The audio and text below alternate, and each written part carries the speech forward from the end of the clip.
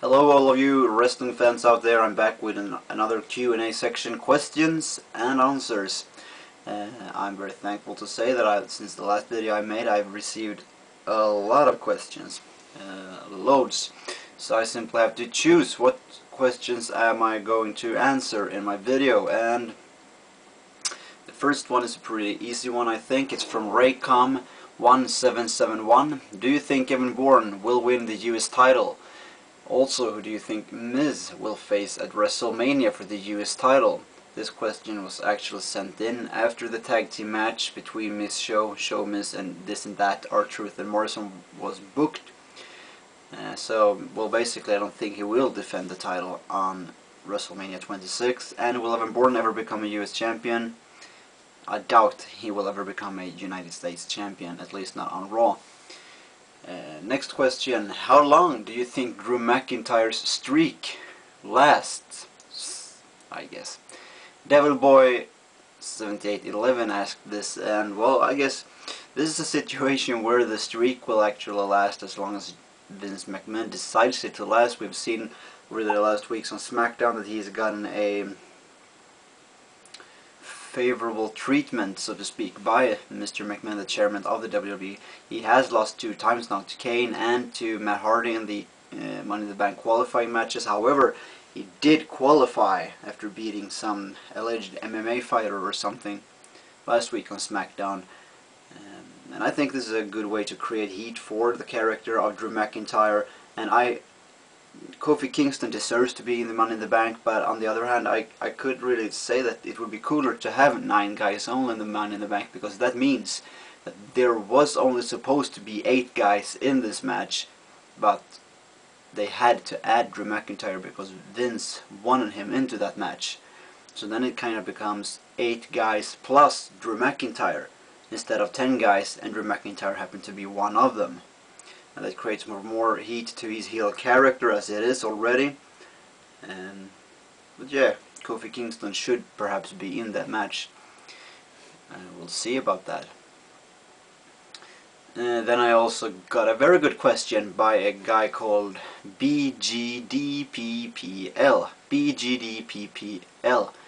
And he asks me, this is random, but when you talked about PWI having Orton as the top heel, I looked up the awards list and found out that HBK Shawn Michaels has never won Wrestler of the Year. But he has won Match of the Year for the past 6 years, and he was part of that top match from from 93 to 96 as well. That's 10 times he has won the Match of the Year, but he has never won the Wrestler of the Year. And why is that? It's true. Last year's match was Shawn Michaels versus The Undertaker. The match the year before that was Shawn Michaels versus Ric Flair, and the match the year before that was Cena versus Shawn Michaels, for instance, and the list goes on and on. And also in the mid-90s he dominated. I can only speak for right now, but I believe in the 90s there were always better wrestlers. We had Bret Hart versus Steve Austin. That was a very good match. Well, that was in 97. He should have won. So there were other wrestlers than him. I mean, we had also WCW at the time. Lex Luger won Wrestler of the Year some year. Hulk Hogan won there as well. There were bigger names than Shawn Michaels was, and he wasn't never that big of a draw. However, if we move forward to right now, we have to look back. Actually, Shawn Michaels haven't had a World Heavyweight title since 2002. I think that kind of plays into it, because if you're going to be the Wrestler of the Year, you need some gold to back that up. You can only have one big match, because that's actually what it comes down to. Shawn Michaels has that one big match every year. Of course, he has several good matches, but he has one big match of the year. One night he is a huge star. And seen back in retrospect, since he returned in 2002, Shawn Michaels have never ever, I believe, made a full calendar year in the WWE due to him being injury prone, him being weary and worn out. And in order to become a Wrestler of the Year in the Pro Wrestling Illustrated tabloid and the tables, I think you need to make a full calendar year. You shouldn't win some gold, and you should headline pay-per-views, something Shawn Michaels doesn't do that very often. So it's hard to say whether he draws money, draws tickets, how big his fan base really is. He has a fan base that's huge, of course, but how huge is it? And mainly, Shawn Michaels doesn't do full calendar years, and you can't only be around to have that big match and then be out 6 months. But let's put it this way. Shawn Michaels doesn't compete full calendar year, but every time he does compete, he does it better than anyone else. I think that's the best way to sum it up.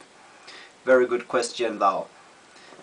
Move on to Rotisserie Jamie. She asks me, who would you want to turn heel? Also, yeah, Batista is better as a heel, even though I don't like Batista heel or face.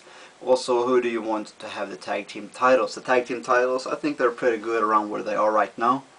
Of course, I'd like Hart Dynasty. I'm a fan of them. But I don't think they are ready so far, and they haven't been around that long. There are other teams in WWE that's been around a longer time.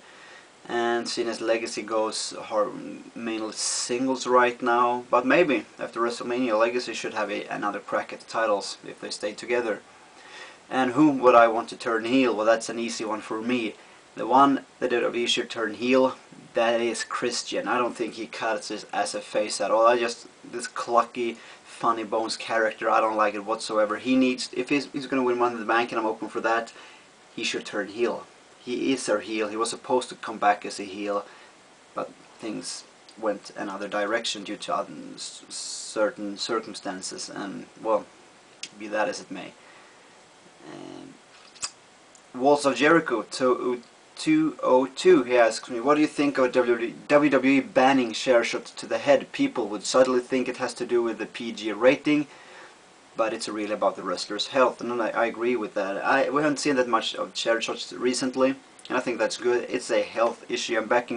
If we back to the 90s, 80s, well, during the Attitude Era, there were a lot of shares, but before that, in the 90s, in the 80s, 70s, share shots was a rare commodity.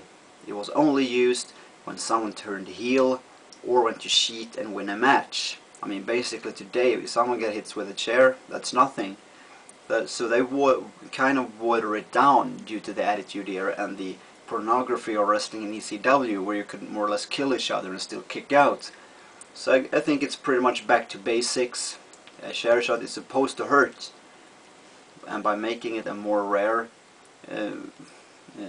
by making it happen with a much lower frequency, they make it mean more. Same with the blood, they make it mean more. I mean, Ric Flair bleeding on TNA Impact this past Monday was just sad. Kurt Angle, okay, but I mean, there can be too much of something as well. Just because you bleed and just because you do shares doesn't mean it becomes necessarily good. It's how you sell these things that matter. And to some extent, I mean, people bleeding everywhere water it down, and same things with the chair shots. So I think that's a good suggestion, and I think Walls of Jericho here has a very good point by saying it like the way he does. And, I mean, also, yeah, people getting hit with chairs, it is dangerous. It has some amount of danger to it when it comes to health issues. Benoit, they believe that the case that what happened to Benoit was due to him having a lot of concussions due to the chair shots. That wasn't the only thing, but it was a big contributor to what happened with his brain. All the concussions and all the smashes he received to the head due to chair shots in wrestling. Also, I mean, if you blade yourself to bleed, would you want to do that? Would you want to cut yourself in the head to bleed? I think that's the kind of things that make people who doesn't like wrestling, that's what to them makes us as wrestling fans as freaks, because we like people hitting each other with chairs and cutting themselves in the head. Oh, that's just phony, they think.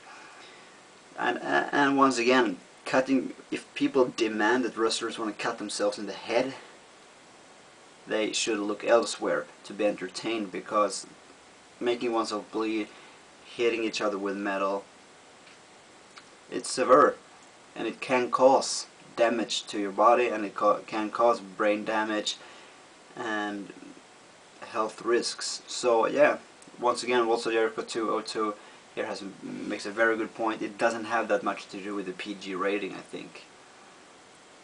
We live in another time, another age now than we did in the Attitude Era, and that's just it. And it's the only thing we can do is just face it. Thank you for watching, and have a nice day.